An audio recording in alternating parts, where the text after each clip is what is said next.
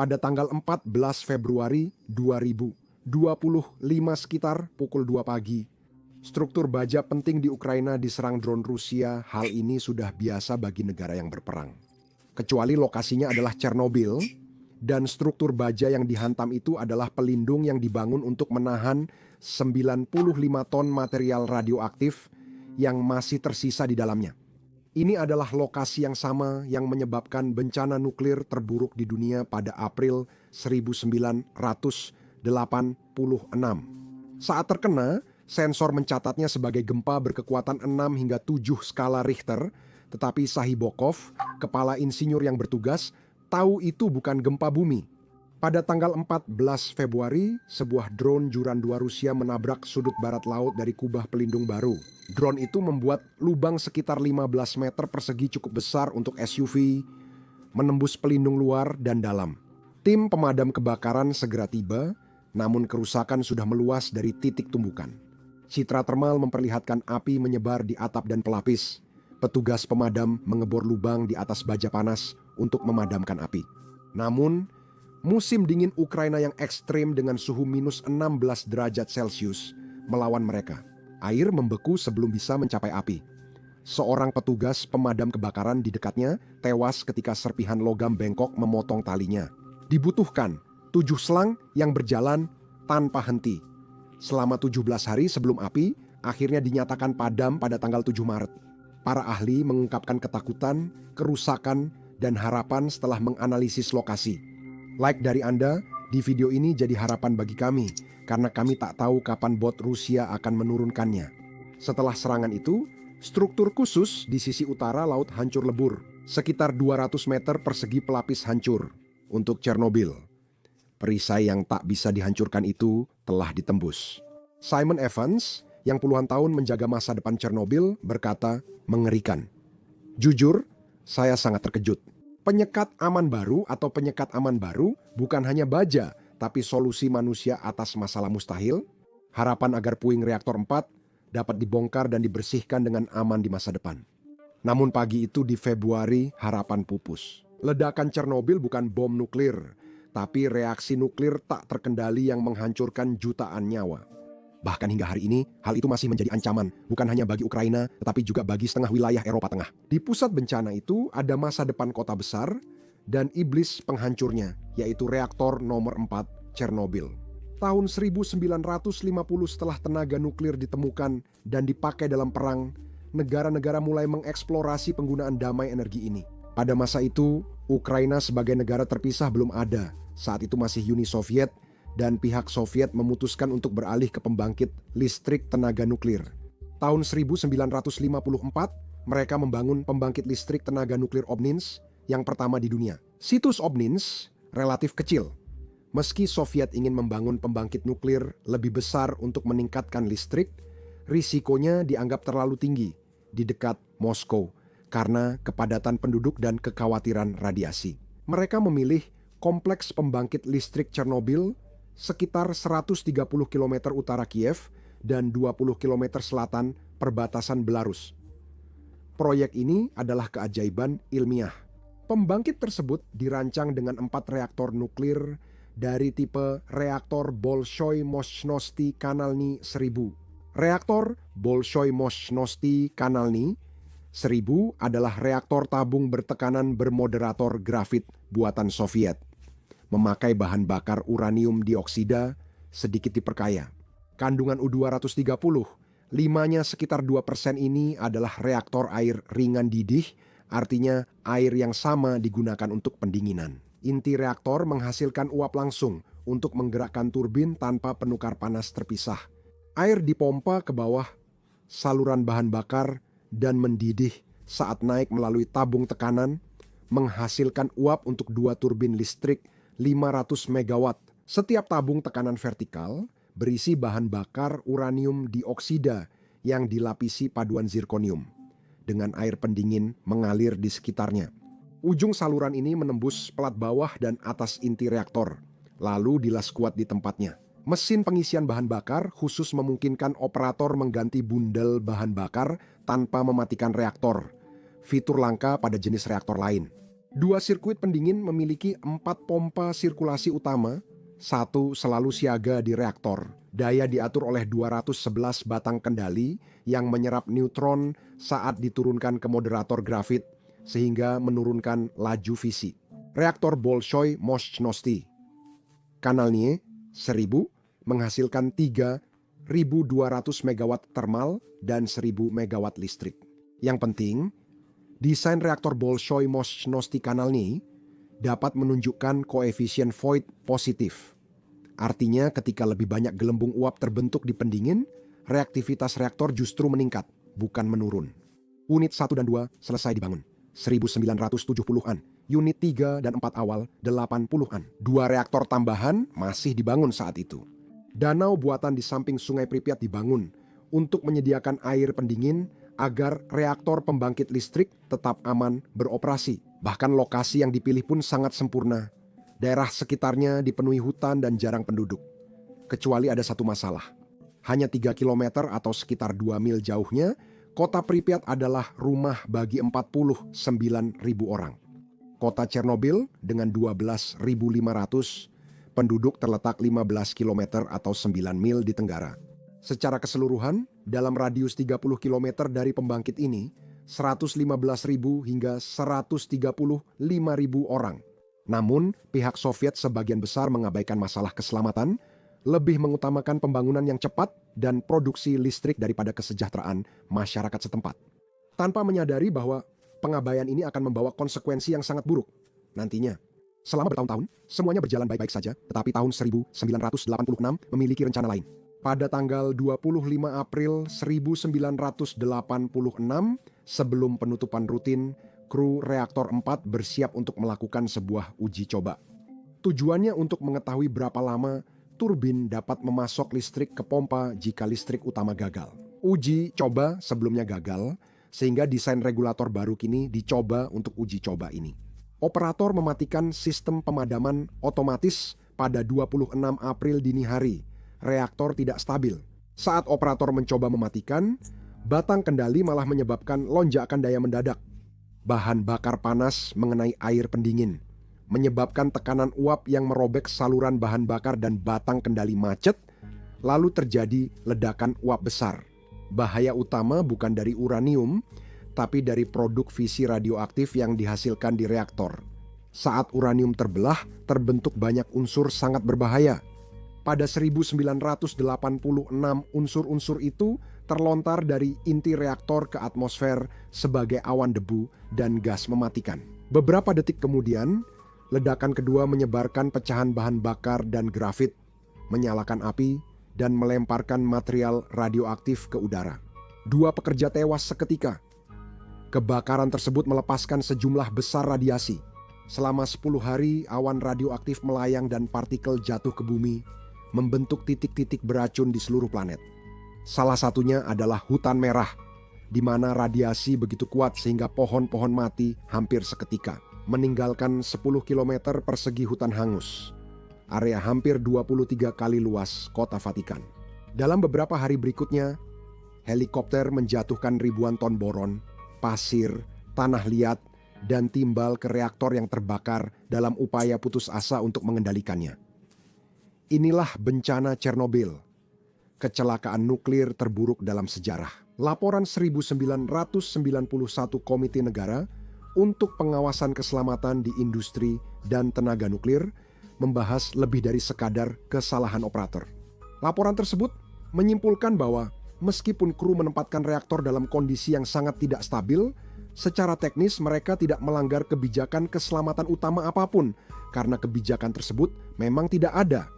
Operator tidak pernah diperingatkan soal bahaya pengoperasian daya rendah atau reaktivitas tidak stabil. Karakteristik desain reaktor Bolshoi-Moshchnosti Kanalnie itu sendiri yang memainkan peran sentral dalam bencana Chernobyl membuat reaktor menjadi sangat tidak stabil dalam kondisi operasi tertentu. Hasilnya adalah pelepasan radiasi tak terkendali terbesar yang pernah tercatat dari fasilitas sipil. 2 isotop yang menonjol adalah iodin 131 yang berumur pendek namun sangat berbahaya, dan cesium 137 yang berumur panjang dan bertahan lama. Sebagian besar jatuh sebagai debu dan puing di sekitar pabrik, sedangkan partikel ringan terbawa angin ke Ukraina, Belarus, Rusia, Skandinavia, dan Eropa. Tapi kemudian para Avengers datang, para pahlawan super yang turun tangan, sebelum kerusakan itu berubah menjadi bencana besar. Masalahnya, sebagian besar tidak pernah pulang, sedangkan yang pulang pun tidak pernah sama. Petugas pemadam kebakaran Pripyat, sebagai penanggap pertama, mengira itu hanya kebakaran biasa. Tak satu pun dari mereka menyadari masuk ke bencana nuklir atau diperingatkan soal radiasi. Yang paling buruk adalah mereka juga tidak diberi perlengkapan pelindung apapun. Saat memadamkan api, mereka terkena radiasi mematikan dari inti reaktor yang hancur. Dalam hitungan menit, para pemadam kebakaran mulai merasakan gejala keracunan radiasi akut, seperti rasa logam di mulut, pusing, muntah, dan luka bakar yang disebabkan bukan oleh panas, tetapi oleh radiasi tak kasat mata. Salah satu pahlawan di antara mereka adalah Vasily Ignatenko yang pertama tiba di lokasi. Dia naik ke atap reaktor memadamkan api dan terkena dosis radiasi mematikan. Walau pemadam kebakaran memadamkan api di sekitar pembangkit dalam beberapa jam, api di dalam reaktor tetap menyala 2 minggu lagi. Vasily sangat menderita sebelum meninggal 2 minggu kemudian. Pada Juli 1986, 28 pekerja dan pemadam kebakaran tewas, termasuk 6 petugas pemadam. Paparan mereka berkisar hingga 20.000 miligray. Miligray adalah satuan radiasi yang diserap. Dosis ini terlalu ekstrim untuk bisa bertahan hidup. Lebih dari 200 orang mengalami penyakit radiasi parah yang menyebabkan masalah kesehatan jangka panjang, termasuk peningkatan kanker, terutama kanker tiroid. Namun bahkan setelah pengorbanan berani ini, bahaya masih mengintai. Tugas selanjutnya pembersihan, menstabilkan lokasi, dan mengaktifkan reaktor yang tersisa. Uni Soviet mengerahkan 200.000 likuidator pada 1986 sampai 1987. Orang-orang ini menerima 100 milisievert, satuan yang mengukur jumlah radiasi yang diserap oleh tubuh manusia. Dengan beberapa individu terpapar 500 milisievert. Dalam beberapa tahun, jumlah likuidator naik jadi 600.000 paparan bagi warga sipil berbeda-beda. Di zona pengendalian radiasi ketat berpenduduk 216.000 rata-rata dosis 1962.5 sebesar 31 milisievert. Di area terkontaminasi yang dihuni 64 juta orang, dosisnya 9 milisievert, sedikit di atas radiasi latar belakang normal. Awalnya, yodium 131 menyebabkan kerusakan paling langsung karena terakumulasi di kelenjar tiroid, terutama pada anak-anak, dan dapat memicu kanker tiroid dalam hitungan minggu. Namun, cesium 137 menjadi bahaya utama. Dengan waktu paruh sekitar 30 tahun, zat tersebut tetap radioaktif di lingkungan selama puluhan tahun. Zat ini mudah menyebar melalui udara, tanah, dan air, mencemari makanan, dan masuk ke tubuh manusia melalui tanaman, susu, dan daging. Setelah masuk tubuh, zat ini bertindak seperti kalium, menumpuk di otot dan jaringan lunak, serta terus memaparkan radiasi pada tubuh. Sekitar 5 juta orang tinggal di wilayah yang terkontaminasi di Belarus, Rusia, dan Ukraina. Sekitar 400.000 orang tinggal di daerah sangat berbahaya dengan pengawasan ketat. Hampir 30.000 kilometer persegi tanah terkontaminasi. Pripyat dievakuasi pada 27 April 1986. 45.000 orang terpaksa meninggalkan rumah mereka dalam semalam. Pada 14 Mei 16.000 orang dalam radius 30 km telah dievakuasi. Sebanyak 220.000 orang dipindahkan permanen, sebagian kembali secara ilegal karena enggan meninggalkan rumah. Zona eksklusi yang awalnya 30 km diperluas menjadi 4.300 km persegi. Seluruh kota hilang dari peta akibat radiasi, menjadikannya salah satu wilayah paling terkontaminasi di bumi. Terdengar seperti kerusakan besar, kan? Tapi itu hanya cuplikannya. Iblis sesungguhnya masih bersembunyi di lokasi terkontaminasi. Fakta yang mengerikan adalah bahwa awan radioaktif awal hanya membawa sekitar 5% dari material radioaktif reaktor tersebut. Yang berarti 95% sisanya, sebagian besar bahan bakar nuklir dan produk fisi, masih berada di dalam reaktor 4 menunggu untuk keluar. Jika 5% bisa menghentikan dunia, bayangkan 95% lainnya bisa apa? Dunia butuh pahlawan super untuk melindungi bumi dari radiasi ini. Pahlawan super itu datang dan dunia menamainya sarkofagus. Setelah api ledakan berhasil dipadamkan, fokus beralih ke menjaga inti radioaktif reaktor 4 tetap terkendali. Solusinya adalah objek penampungan bernama sarkofagus. Konstruksi dimulai Juni 1986, 2 bulan pasca bencana. Sisi utara reaktor adalah reruntuhan kusut. Membersihkannya tidak mungkin dilakukan. Jadi para insinyur memutuskan untuk menguburnya di dalam dinding bertingkat yang sangat besar. Lempengan baja menjadi cetakan, kendaraan terkontaminasi dan bagian derek dibuang sebagai pengisi sebelum beton dituangkan. 3 tingkat besar membungkus sisi utara, sedangkan di selatan, balok baja raksasa memot dipasang di atasnya. Lempengan berbentuk tongkat hoki huruf L digunakan menutup struktur. Atap dibuat dari pipa baja di atas penyangga sementara. Bagi dunia, itu penyelamat. Tapi orang-orang dalam tahu bahwa itu adalah bom waktu karena mereka tahu struktur itu bisa menyebabkan lebih banyak kerusakan daripada yang bisa ditahannya. Pada November 1986, setelah 206 hari pembangunan yang panik dan berbahaya, sarkofagus selesai dibangun.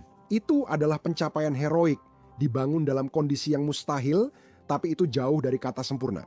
Banyak yang dikorbankan dan cacat tak terhindarkan, retakan, kebocoran, dan kelemahan struktur menunjukkan tempat perlindungan itu hanya solusi sementara.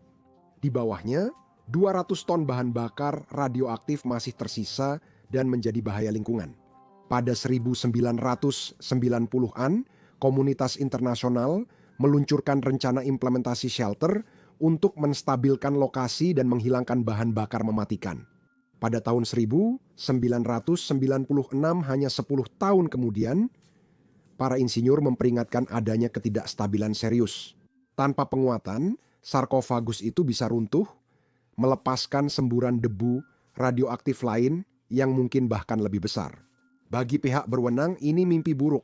Sebelum membongkar puing reaktor, mereka harus menemukan cara aman membongkar sarkofagus. Mereka mulai mencari solusi baru. Pada 2001, setelah bertahun-tahun penggalangan dana internasional, desain penutup aman baru pun dimulai. Dana perlindungan Chernobyl 1997 dan rekening keamanan nuklir 1993 telah mengumpulkan miliaran di bawah pengelolaan Bank Eropa untuk rekonstruksi dan pembangunan. Tahun 2011 donor menjanjikan 864 juta euro, namun biaya akhir proyek penutup aman baru melebihi 21 miliar euro, didanai 43 pemerintah G7 dan Komisi Eropa. Konstruksi dimulai 2012 dan struktur kolosal selesai dibangun pada 2017 setelah persiapan bertahun-tahun. Tujuannya ada 2. Pertama, mencegah debu radioaktif keluar jika sarkofagus runtuh. Kedua, menyediakan lingkungan yang aman dan tertutup. Derek dan sistem jarak jauh akhirnya membongkar reaktor 4 dan mengeluarkan bahan bakar mematikannya. Rencananya adalah membangun hanggar kolosal sepanjang 160 meter lebar, 260 meter dan tinggi 108 meter. Ini begitu besar hingga bisa menelan Koloseum. Ukurannya besar, tak hanya menutupi reaktor, tapi juga memberi ruang aman untuk meneliti dan membongkar salah satu reruntuhan paling rumit dalam sejarah. Namun membangun sesuatu sebesar itu menimbulkan masalah. Radiasi membuat pembangunan di atas reaktor tak memungkinkan. Struktur ini harus dirakit 150 meter dari rel, lalu dipindahkan ke posisinya. Bahkan saat itu, struktur ini terlalu besar untuk dibangun dalam satu bagian. Solusinya, bangun dalam 2 bagian. Bagian pertama dipindah ke samping agar bagian kedua muat, lalu keduanya disatukan dan dilas. Struktur seberat 33.000 ton ini dirakit di dekat reaktor lalu didorong ke posisinya di atas rel pada akhir 2016.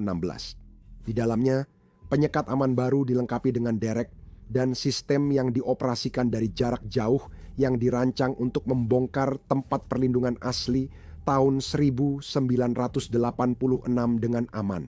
Tujuan utamanya agar insinyur dapat mengeluarkan dan memproses material mengandung bahan bakar yang terperangkap di reaktor 4. Ini menandai awal pembongkaran warisan paling berbahaya Chernobyl.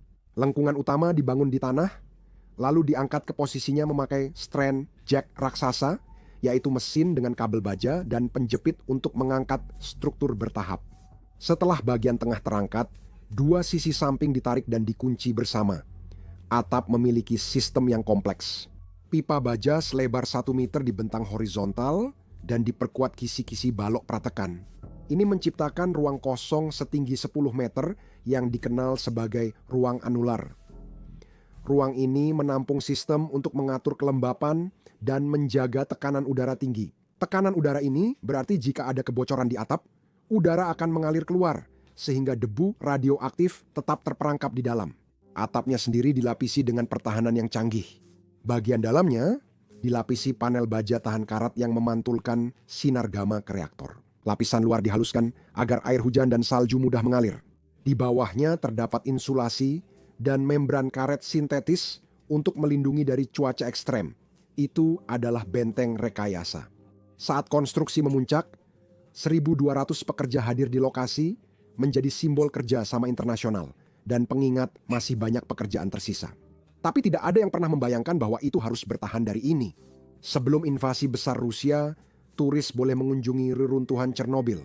Pengunjung tahunan, zona eksklusi Chernobyl naik tajam dari kurang 1.000 pada 2004 menjadi 100, 20.000, 150.000 pada 2016, 2019. Tahun puncaknya adalah 2019, ketika hampir 200.000 pengunjung datang untuk menyaksikan dampak dari bencana nuklir terburuk di dunia. Catatan resmi mencatat 124.423 pada 2019 dan 36.450 pada 2020. Pengunjung hanya boleh masuk dengan pemandu wisata berlisensi yang memastikan semua aturan keamanan dipatuhi dan tidak boleh menyentuh apapun di zona tersebut. Namun pada 24 Februari 2022 hari pertama invasi besar-besaran Rusia, pasukan Rusia merebut kendali pembangkit nuklir Chernobyl. Dalam beberapa jam, alat pemantau radiasi mendeteksi tingkat gamma melebihi normal. Sebuah pengingat yang mengerikan bahwa Chernobyl yang dulunya merupakan monumen masa lalu yang menghantui, sekali lagi menjadi titik rawan bahaya. Regulator nuklir Ukraina menjelaskan lonjakan tersebut. Mesin-mesin militer berat telah mengaduk tanah radioaktif di zona eksklusi, tetapi reaktor dan fasilitasnya sendiri tetap tidak berubah. International Atomic Energy Agency memastikan radiasi tetap rendah dan mendekati tingkat latar belakang. Lalu, pada tanggal 9 Maret pembangkit listrik itu kehilangan sambungan ke jaringan listrik. Generator diesel cadangan mulai beroperasi dengan bahan bakar yang hanya cukup untuk 48 jam.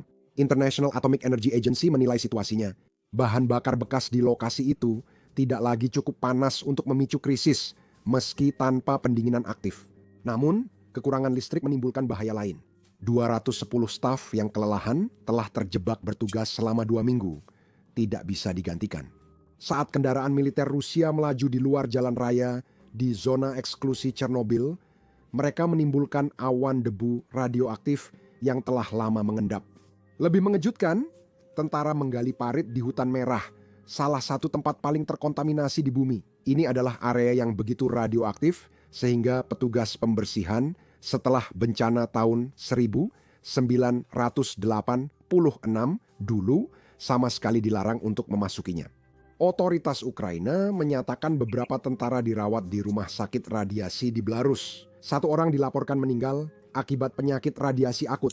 Ahli nuklir berupaya meredakan kekhawatiran. Profesor Geraldine Thomas, Direktur Bank Jaringan Chernobyl, menegaskan bahan bakar bekas itu berisiko rendah. Dia mengatakan bahkan jika kejadian tak mungkin terjadi, dampaknya hanya di area sekitar. Tidak akan ada awan radioaktif di seluruh Eropa. Pada tanggal 13 Maret, operator jaringan listrik Ukraina, Ukonergo, akhirnya memperbaiki jalur listrik utama ke pembangkit itu. Tetapi hanya beberapa jam kemudian, bencana kembali terjadi. Keesokan paginya, jalur itu rusak oleh pasukan Rusia yang menduduki, kata Ukraina. Lalu, pada 14 Maret pukul 1.10 siang, listrik berhasil dipulihkan sekali lagi. Menjelang sore, Chernobyl tersambung lagi ke listrik Ukraina setelah kampanye Rusia di Kiev gagal. Pasukan Rusia mundur dari Chernobyl antara 20 Maret hingga 1 April meninggalkan kehancuran. Mereka merusak fasilitas, menjarah peralatan, dan mencuri bahan radioaktif yang sebagian dilacak hingga Gomel dan Minsk. Di Belarus, 9 staf pabrik tewas dan 5 lainnya diculik. Gedung-gedung dibakar, penuh lubang peluru, grafiti, serta dipasangi ranjau dan jebakan kawat. Sekitar 700 komputer, 350 kendaraan, dan 1.500 dosimeter hilang, total kerugian 135 juta. Untungnya, sarkofagus di reaktor nomor 4 tetap utuh meski sempat terjadi kepanikan akibat hilangnya listrik pada pertengahan Maret. Namun, penjarahan perangkat lunak pemantauan sangat menghambat upaya memantau tingkat keselamatan radiasi di lokasi itu. Setelah pasukan Rusia mundur, kabar ini membawa kelegaan ke seluruh Eropa. Namun, satu hal menjadi jelas. Rusia mengincar pembangkit ini dan Putin bisa menggunakannya sebagai senjata dalam perang. Namun, tak ada yang percaya Moskow akan menyerang Chernobyl karena itu membahayakan Ukraina, Belarus, dan Rusia sendiri. Pada 14 Februari 2025 skenario tak terpikirkan itu jadi kenyataan. Serangan drone menembus kedua panel atap dan menghancurkan sistem tekanan internal penyekat aman baru. Jika debu radioaktif tersebar di dalam, tidak ada yang bisa mencegahnya keluar lewat lubang itu. Badan Pengawas Nuklir Perserikatan Bangsa-Bangsa International Atomic Energy Agency melaporkan bahwa tingkat radiasi di dalam dan di luar lokasi tetap stabil. Namun Alexander Tatarchuk, kepala insinyur Chernobyl, membunyikan alarm, memperingatkan bahwa kemungkinan zat radioaktif bocor sekarang ada. Rusia membantah tuduhan dan mengklaim militernya tak menargetkan infrastruktur nuklir Ukraina, menyebut laporan serangan itu salah. Namun, puing-puing di lokasi menimbulkan keraguan. Jaksa memastikan senjata itu adalah Shahid 136 drone Delta Iran yang kini diproduksi di Rusia.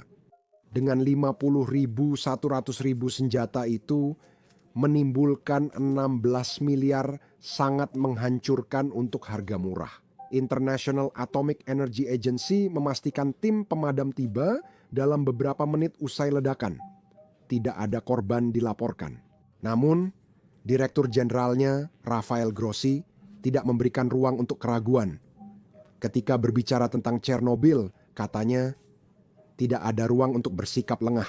Kementerian Perlindungan Lingkungan Ukraina memastikan tingkat radiasi tetap normal dan terus dipantau. Namun, masa depan situs nuklir terkenal ini kini lebih tidak pasti. Lebih penting, kubah pelindung baru kini lebih rentan terhadap unsur alam.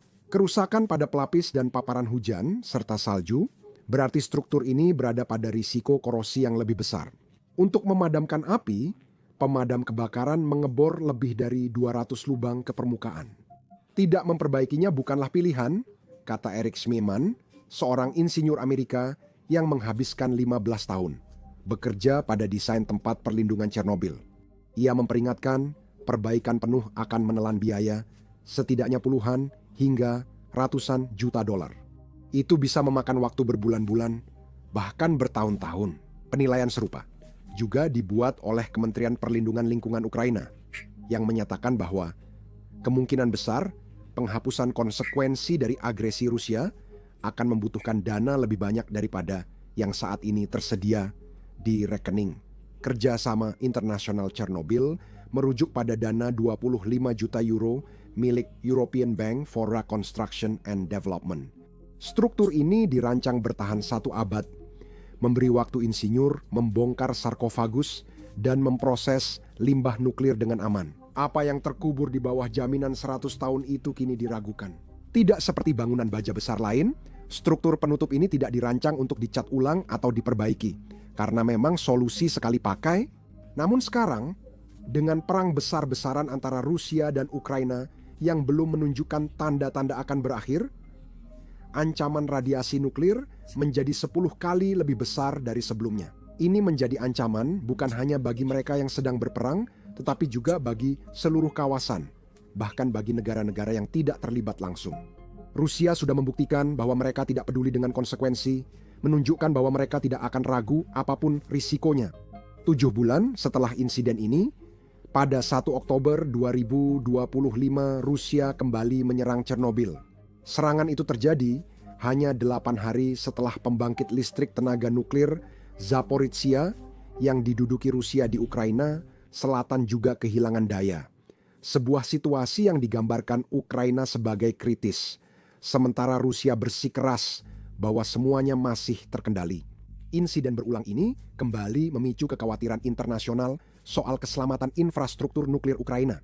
Tak lama setelah serangan terbaru, Presiden Ukraina Volodymyr Zelensky menulis di Facebook, "Hari ini, serangan Rusia ke gardu listrik di Slavutich menyebabkan pemadaman listrik lebih dari 3 jam di bekas pembangkit listrik Chernobyl." Dia juga menyatakan, Rusia pasti tahu serangan ke fasilitas di Slavutich akan berdampak pada Chernobyl. Itu adalah serangan yang disengaja dilakukan dengan menggunakan lebih dari 20 drone menurut perkiraan awal. Sebelum perang, 6 reaktor di pembangkit listrik nuklir Zaporizhia menyumbang hampir 1/5 listrik Ukraina. Namun, setelah diambil alih Moskow, semuanya dimatikan. Bahkan saat tidak beroperasi, lokasi tersebut tetap membutuhkan pasokan listrik secara terus-menerus untuk menjaga sistem pendingin dan mekanisme keselamatan lainnya tetap berjalan. Tanpanya, reaktor bisa terlalu panas dan berisiko melepaskan radiasi berbahaya ke atmosfer. Presiden Zelensky mengungkapkan salah satu generator diesel cadangan di pembangkit itu rusak, sehingga kekhawatiran darurat nuklir makin meningkat. Dan ketakutan ini tidak akan hilang sampai perang Rusia-Ukraina berakhir. Otoritas internasional dan Ukraina hanya dapat memperingatkan dan memantau, namun keputusan tetap ada pada Putin. Meskipun dunia melihat secercah harapan ketika Kementerian Perlindungan Lingkungan Ukraina menyatakan tingkat radiasi saat ini normal dan terus dipantau. Para ahli menyatakan meski serangan tak menimbulkan bahaya radiologi langsung, dampak jangka panjangnya bisa serius, seperti risiko korosi dan penyebaran debu radioaktif. Chernobyl seharusnya aman berkat kerja sama internasional, investasi miliaran euro, dan upaya puluhan tahun. Luka baru di bumi ini akan memengaruhi pandangan dunia tentang tenaga nuklir. Apakah dunia bisa berhasil menahannya lagi atau tidak? Hanya waktu yang bisa menjawabnya. Salah satu Berelas terbuat video seperti ini yang menampilkan banyak serangan drone meskipun tanpa ada manusia atau tentara Rusia yang terluka. YouTube sering mendemonetisasi atau membatasi video kami. Bahkan dalam seminggu terakhir menurut YouTube, 4 video kami didemonetisasi. Menampilkan serangan drone atau bahkan rekaman dari garis depan tidak ramah bagi pengiklan. Dan itulah sebabnya video-video tersebut dibatasi. Pada 3 inilah ceritanya ada perang from modern stuff. Inilah perang yang sedang dihadapi BD serta coba untuk bertahan oleh orang-orang Ukraina. Kami percaya penting untuk meliput ini sehingga kami meluncurkan platform kami sendiri, Basics Insider. Kamu membangunnya dari di awal tanpa batasan. So, kami tadi perlu menimbulkan serangan drone, rekaman garis depan, ataupun pangkalan udara Rusia yang hancur. Ya, selain itu kami wamdernya berayan ganor iklan apapun di situsnya. Rikmon begitu, kami tidak perlu menyansor diri sendiri hanya karena pengiklan tidak senang dengan apa yang kami liput. Kami komandan ina situ bani, wawi dicinkan ini bukan iklan. Jika Anda tertarik dengan liputan seperti ini, dan Anda ingin menonton video kami tanpa sensor serta mendapatkan konten bonus yang tidak bisa kami unggah di YouTube, maka pastikan untuk bergabung bersama kami di basicsinsider.com. Anda juga bisa mengklik tautan di deskripsi atau memindai kode QR yang ada di layar Anda. Dengan bergabung, Anda dapat menonton semua konten yang telah dan akan kami unggah. Anda juga mendukung mengikuti tayangan channel kami. Terima kasih. Saya Sam, sampai jumpa di video berikutnya.